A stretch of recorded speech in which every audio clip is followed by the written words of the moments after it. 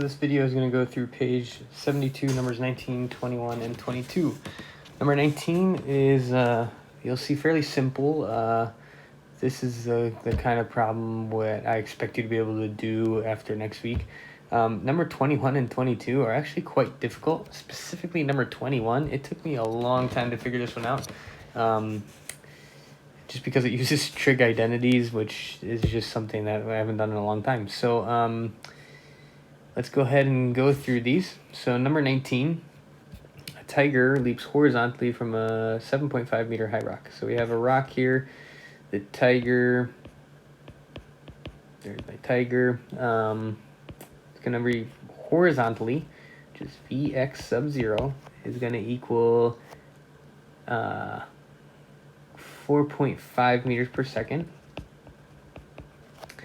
And the rock has a height of, so right here is the height of 7.5 meters, and we're looking for how far away does he land, x. Okay, so we'll call this x sub 0 is equal to 0 meters. We're looking for x. All right, so we get our first look at how we can use two different directions in order to solve problems. I'm going to go through this a little bit more systematically next week. So I might actually change the due date for these, I'll let you know. But basically we need to know time kind of brings the two together, okay? So let's just write down our knowns here. So we have Vx sub 0, Vx because I'm going to call this the positive x direction, and let's just call up the positive y direction. So it's going horizontally, which means all of its initial velocity is in the right direction, which is positive x direction. I'm going to call y sub 0 down here equal to 0 meters as well. So that would be the y sub 0 is going to be 0, and x sub 0 is going to be 0.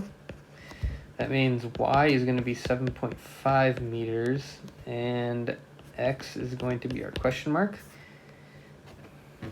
All right, and that's all we know. Oh, we know that acceleration in the y direction is going to be g.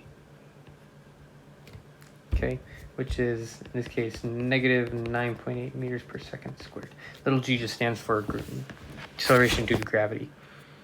All right. So first, usually what we want to do ultimately is find the time somehow, and then find the time through one equation and plug it into the other equation. So I see here that the most information I know is in the y direction, because I don't know distance or time in the x direction, but I do know that the distance in the y direction, so I can solve for time. So if I'm looking for time,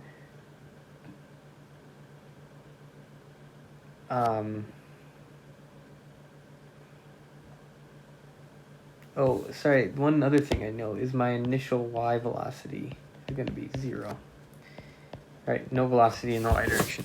All right, so you could use the second equation and use the quadratic formula to find time directly, but I'm going to do a two-step problem because it's just easier for me.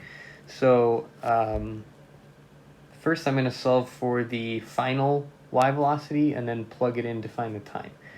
So I have Vy squared is equal to Vy0 squared plus 2ay y minus y0. So I have all this information except for Vy, so I'm going to solve for Vy first. All I need to do is take the square root here, so Vy is equal to the square root of all this.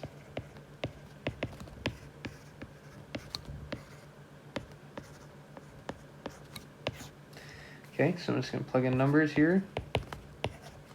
Vy initial is 0, which is nice because 0 squared is 0.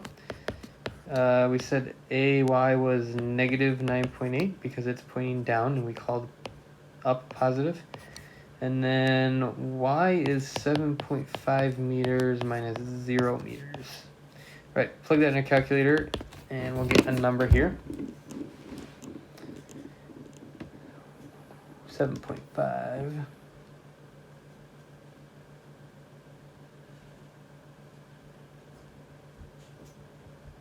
times negative 9.8 times 2 is 147. The square root of that is 12. What did I do wrong? Because that...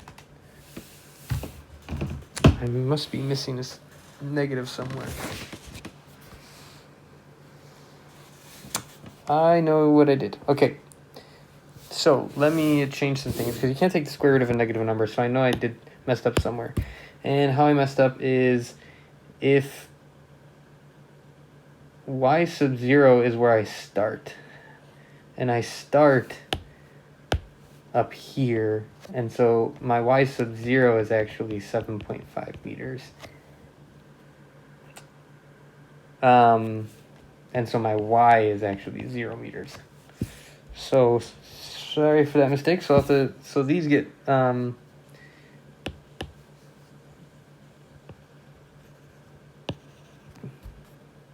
these actually get flip-flopped, and that's where my negative comes from. So my y sub 0 is going to be 7.5, and my y is going to be 0, right? Because I start at the top, which is 7.5, and I end at the bottom, which we're going to call 0. So these numbers inside the parentheses over here, my y is 0, my y sub 0 is 7.5. Okay, a little weird there. That just gets rid of the negative, and because the negative times the negative is a positive, and then I end up getting 12.12 meters per second.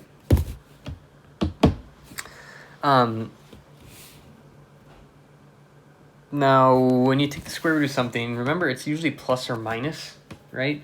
And we know, we have in mind that when the tiger is reaching the ground, it's actually going downwards, right? Which is in the negative case. So this is actually negative 12.12 meters per second. Negatives and positives really get confusing as we go along here, so I'm sorry about that, but it is what it is. All right, so now we can solve for x. Oh, sorry, first we have to find the time. Okay, so now we're going to use this to find the time. So we have Vy is equal to Vy0 plus Ayt. Okay, that would be the other equation here. So we need to solve for time, so we're going to subtract V sub y0 so that those cancel out. And then I have Vy minus Vy0 is equal to Ayt. We've done this many times now. So I'm going to divide by Ay so that those reduce to 1. And so I have t is equal to Vy minus Vy0 over Ay. All right, so we have all these numbers. So Vy we just said was negative 12.12 meters per second. Vy sub 0 was 0 meters per second. Ay is negative 9.8 meters per second squared. And we plug that in and we get 1.24 seconds. All right, so now that we have time, now we're going to use that, plug it in to find the x distance. So in the x direction, there's actually no acceleration. Okay, the only acceleration occurs in the y direction. And so because there's no x direction acceleration, we can just use a simple equation. Vx is going to just be equal x divided by t, distance over time. You can actually see that if you plug it into this whole long equation here. Let me just show you.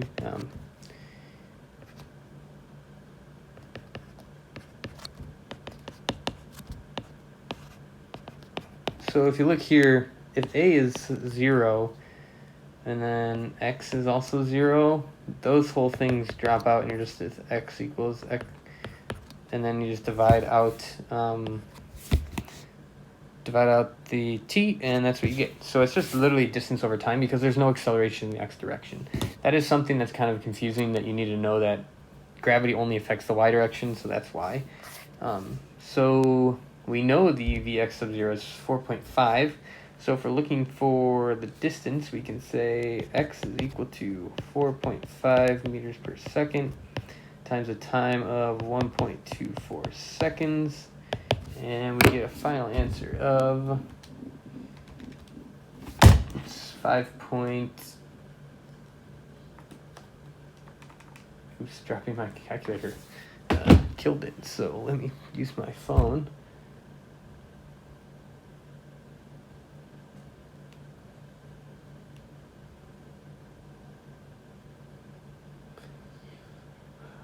So 4.5 times 1.24 is 5.58 meters, because the seconds cancel out. All right, so that's kind of confusing, I know, but yeah, that's how we get the distance there. Usually I don't, or last year I guess I didn't really deal with projectile motion this complicated until later in the school year when we did forces, but I wanted to get a head start on it this year. All right, so that is it for number 19. Now, this next problem is one of the more difficult problems that I could think of to give you at the beginning of the school year like this. So let's go ahead and try it out all together. A fire hose held near the ground shoots water at a speed of 6.5 meters per second. At what angle should the nozzle point in order that the water land 2 meters away? Why are there two different angles? So the fact that there's two different angles, I know there's in my mind there should be two different angles, right? So you could either shoot it really high and it travel up and down like that, or you could shoot it really low and it just kind of hits like that. So but this still is 2 meters, right? So the fact that, I know it doesn't look like it, but the fact that you can shoot at two different angles, because you can shoot it either high and it takes a long time to reach there, or you can shoot it low and it happens really quickly, right? But either way, you're still landing 2 meters away. So in that sense, these two angles are going to be different, but it's still going to work out both ways. Now, that idea, though, is really hard in terms of the math, and that's because we have trigonometry identities, which I don't even know if you've learned before. So, let's go ahead and try the problem. So, we know the initial velocity v is going to be equal to 6.5 meters per second. Now, that means that the x direction initial velocity is going to be 6.5 times cosine of that initial angle. Okay, if that is the initial angle there that we don't know, that we're trying to solve for. And that means Vy sub 0 is going to be 6.5 times the sine of that initial angle. We know that if we call this x sub 0 is equal to 0, we know that x is going to be equal to 2 meters. And that's just really all they give us. We know, well, we're going to call this way positive x, this way positive y, and we know that ay, of course, is just equal to g. All right. So, I guess let's list those out here. So,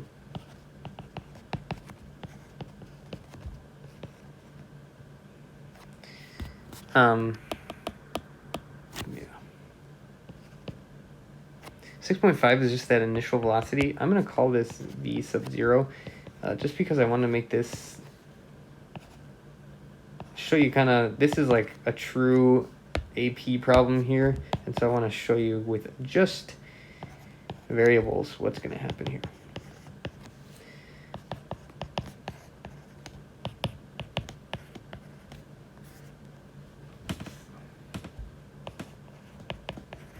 Okay. G, by the way, is going to be negative 9.8, but we're not going to use it until the very last part of the problem. Okay, so we know that we just found earlier that if there's no acceleration in the x direction, we know that Vx sub 0 is going to be just the distance, x minus x sub 0, over the time.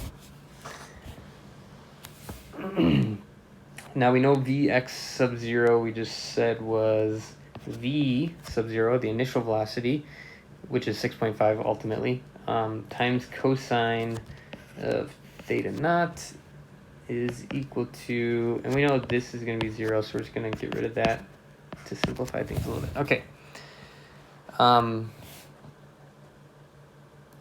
I don't know time at all. So here is where, again, we're going to use the y direction to find my time. So we know in the y direction, Vy final is going to be equal to V, not negative, Vy initial plus Ay times t.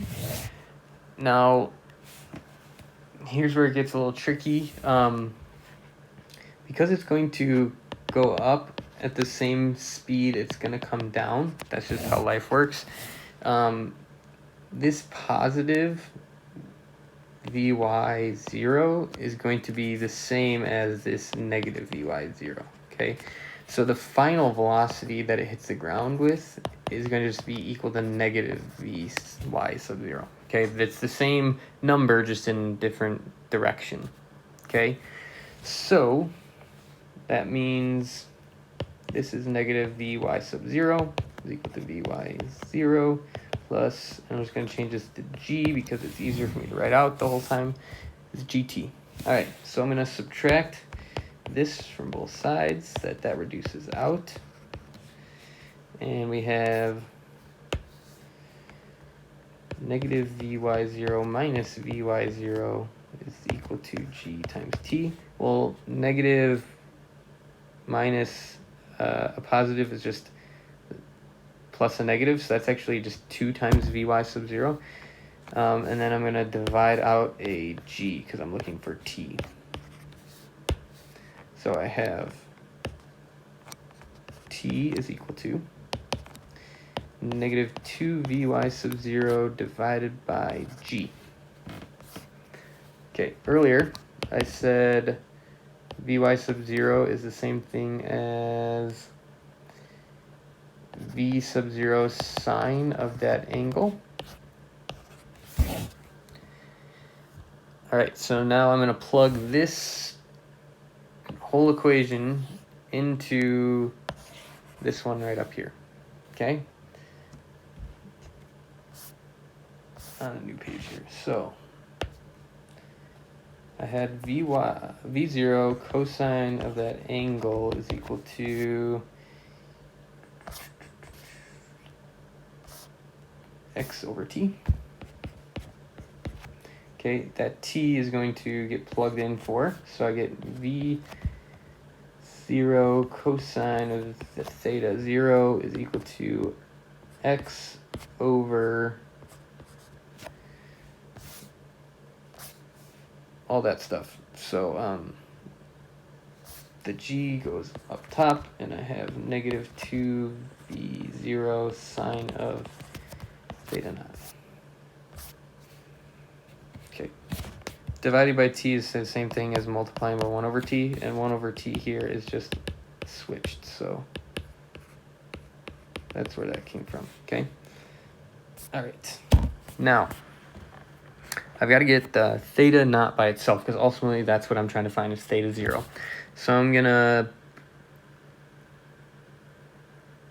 multiply both sides by V0 sine of theta. I'm just going to multiply both sides by sine of theta.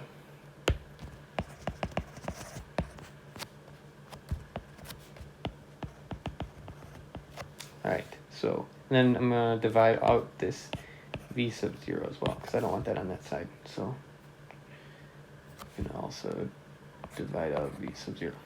Okay, so what I'm left with here is cosine theta 0 sine theta 0 is equal to xg over negative 2 v naught squared, because it's just v naught times v naught.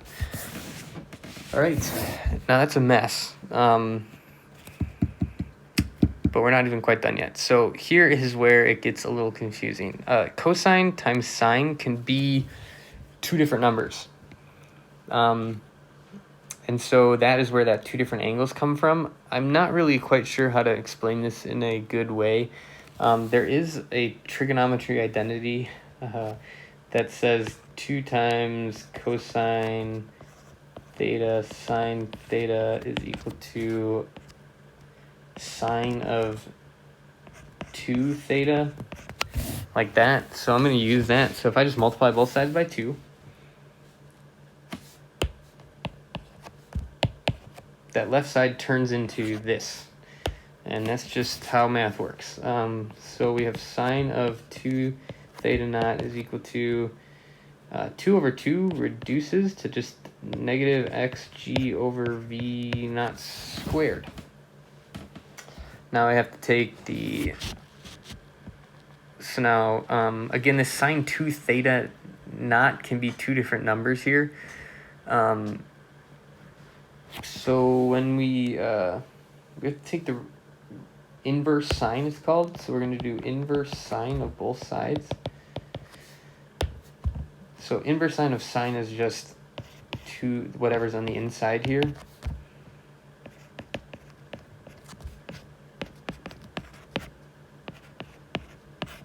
All right. So this is where we get our answer from. So the inverse sine of that number can be two different things, okay? So if I plug in the numbers,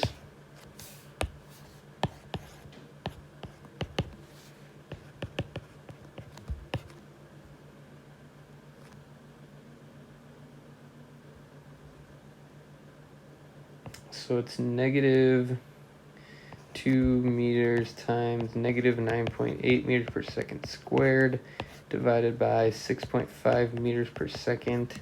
And then we're going to square that whole thing. So if I plug that into my calculator, 2 theta naught can either equal 27.9, so let's just say 28 degrees, or it can equal 158 degrees. Okay. And if you know anything about the unit circle, so if we have I'll draw this out. So if we have a unit circle, if you imagine this is 28 degrees here, the sine would just be, let me do that in a different color. So the sine here would be like that, okay? That distance can also be over here though. And so it could be plus or minus negative 28 basically. So this angle here would be the 158 degrees, okay? So sine of that, both of those equals the same thing. So sine negative 1 will give us either 28 degrees or 158 degrees. And your calculator will not tell you that, which is kind of unfortunate, but that's just the way it is. So your calculator will tell you 28. It'll tell you 28 degrees. You have to know that it's actually 28 degrees and 180 minus 28 degrees also. Did I do that right? 152. Wow, I've been making this mistake the whole time. I'm sorry. It's actually 152 degrees. Okay. That's just something that math tells us that you have to need to know. These problems won't be this difficult usually. It's just how the book does it. In the future, it'll be more simple when we get into forces and all that stuff. But this is something that we need to know. So that means theta can equal either 14 degrees, because right, we divide by 2, or that's 76 degrees. Because we just divide 28 and 152 by 2. All right, that is a complicated problem. If you don't quite follow all of that, that's okay. It's just kind of an intro to this stuff, and it's really complicated. It'll make more sense, hopefully, as we go along, maybe even next semester as we get more and more of this angle type problems, okay? So, the next problem actually isn't even that complicated. So, 22.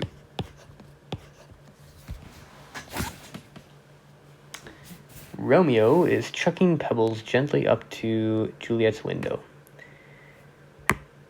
He wants the pebbles to hit the window with only a horizontal component of velocity. That means it ends with no vertical velocity. He's standing at the edge of a rose garden 8 meters below her window and 9 meters from the base of the wall. How fast are the pebbles going when they hit the window? So they already give you a little picture there. So we're trying to figure out how fast is that initial velocity based upon the fact that we know V. So V sub 0 is our question mark. We know that the final vertical velocity, we want it to be 0. Because we want to only have horizontal component velocity. So we don't know the initial y, we don't know the initial x velocity, so there will be some sort of vx sub 0, and there will be some sort of vy sub 0 as well, okay? Those are going to be the cosine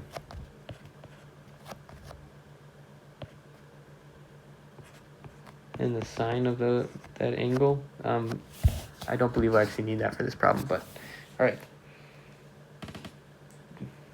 If we call this y sub 0 equals 0 and x sub 0 equals 0,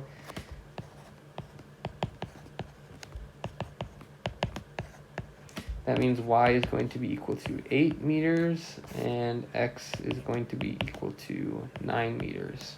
Because that's how far it's going to travel up and to the right. That means up is going to be positive y and to the right is going to be positive x. All right. So as usual, we're going to find the time for one direction, and then plug it into the other direction. So I'm going to start with the y direction here because I have all the information I need. So we have the initial y velocity, we have the final y velocity. Sorry, we have the final y velocity. We have the distance, and we're looking for time. Well, I just did this problem and forgot what I was doing. I'm sorry. So, okay, we're going to find the initial y velocity, first.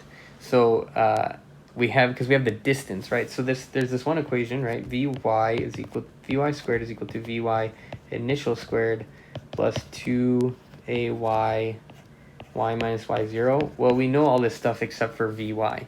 So, Vy 0. So we can actually solve for this to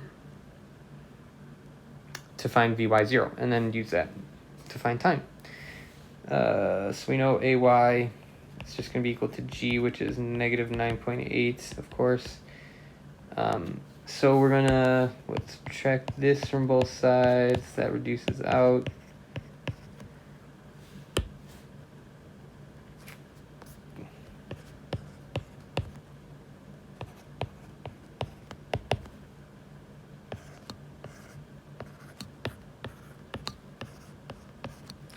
And then we're going to subtract Vy squared from both sides. That reduces out.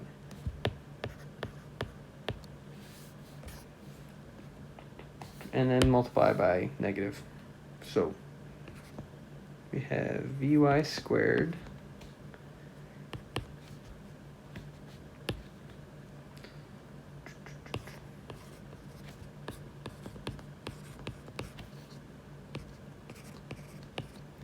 So we are going to multiply by -1. So that goes to positive, that goes to negative, that goes to positive. And then we're going to take the square root of everything. So what we finally have is Vy initial is equal to the square root of negative 2ay y minus y0 plus Vy squared. All right. Plug in our numbers. -2 times negative 9.8 meters per second squared. Y, we said, was 8 meters minus 0 meters plus Vy is 0. Okay. So we plug it in, we get our initial y velocity is equal to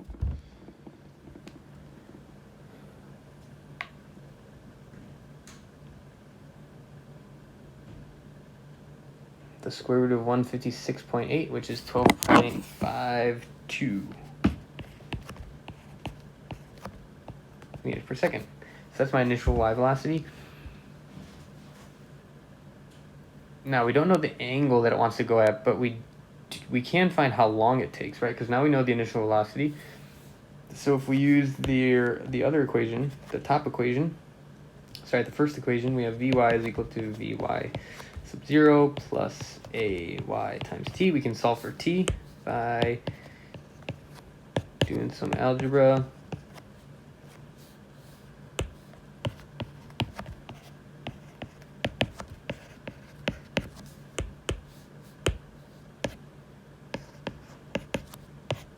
We've done this a lot. So we have t is equal to Vy minus Vy sub 0 over Ay. All right. So let's calculate it. So Vy we said was 0 meters per second. Vy sub 0 is 12, so minus 12.52 divided by negative 9.8 meters per second squared, and we get, they like to use very similar numbers every time, 1.28-ish. Okay, so now we have the time. So now